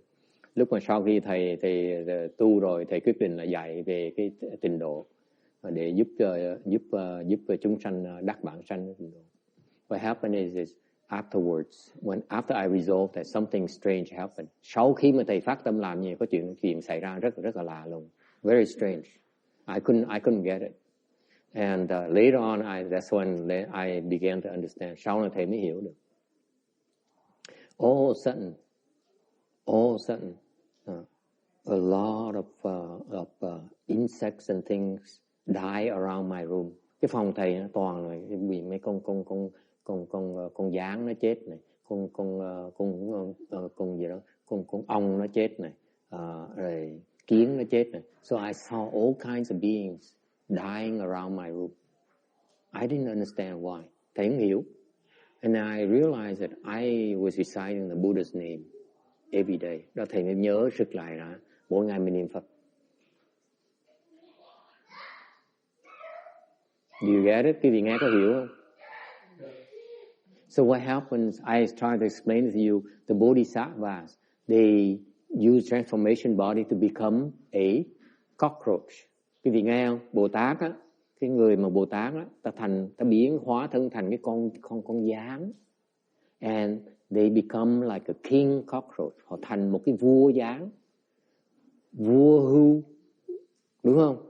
In the story of Buddhism, you have the story of the Buddha becoming a king, a deer king. Remember? Vì nghe chuyện Đức Phật mà thành vua hưu mà. Đúng không? Vua vượn, vua khỉ. He became the king of monkeys even. Okay? What did he do? He taught his people, right? Dạy những cái đàn hưu, đàn khỉ. Okay? So the bodhisattvas become a king cockroach. And when the cockroach dies, he says, go to that monk's room and die there so that you can take advantage of his Buddha's recitation. Thành ra những cái vua mà gián này á, nó dày những con gián á, những con ong đó này, khi mà chết tới đó mà chết để mà hưởng cái lời niệm Phật của ông thầy đó. Dễ sợ không?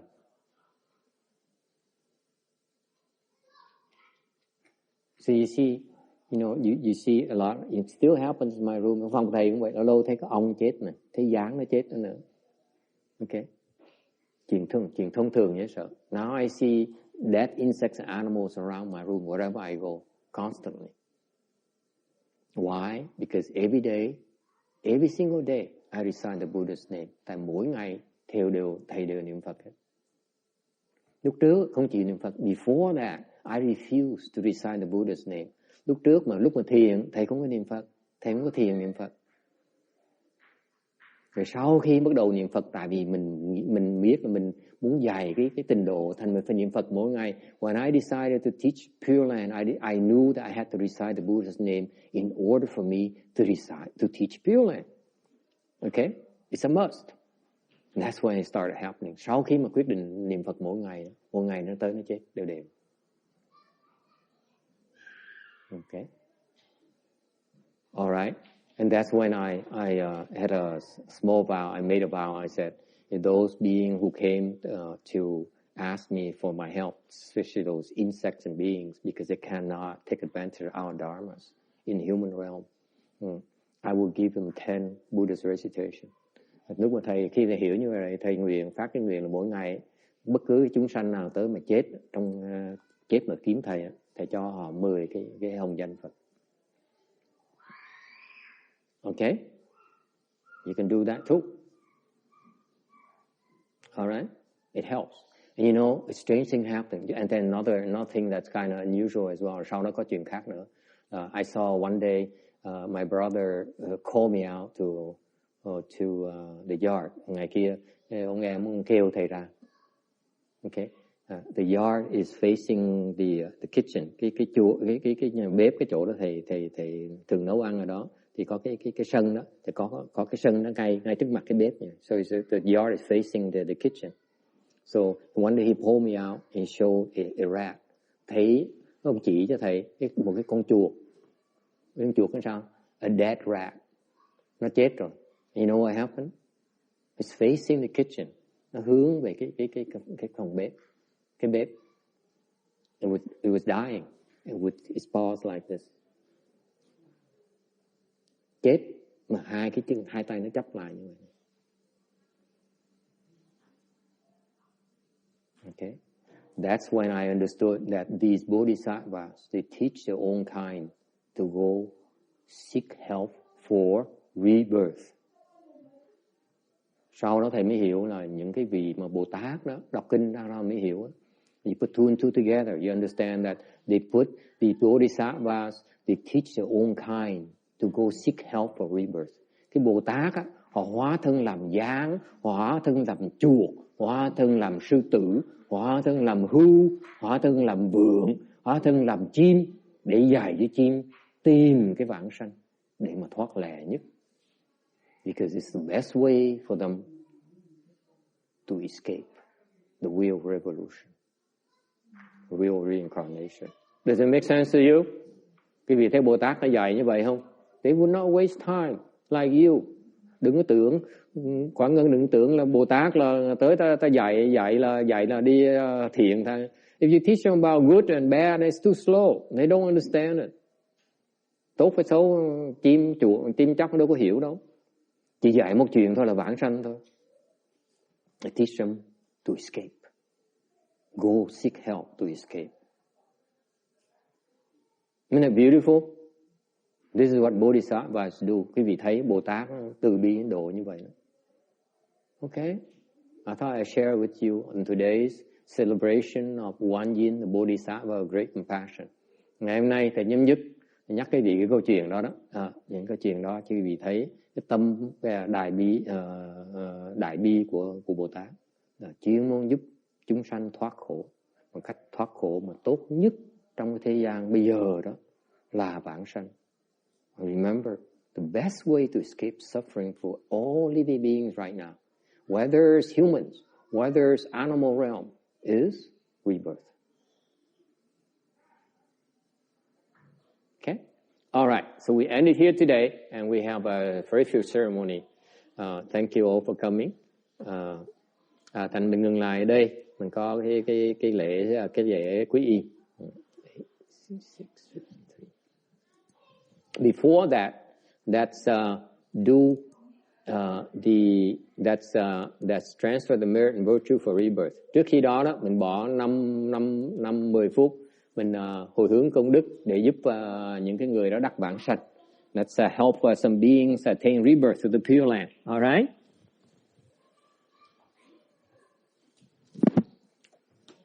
So get the booklet to page 38. Mời quý vị mở ra cuốn sách, mở ra trang 38.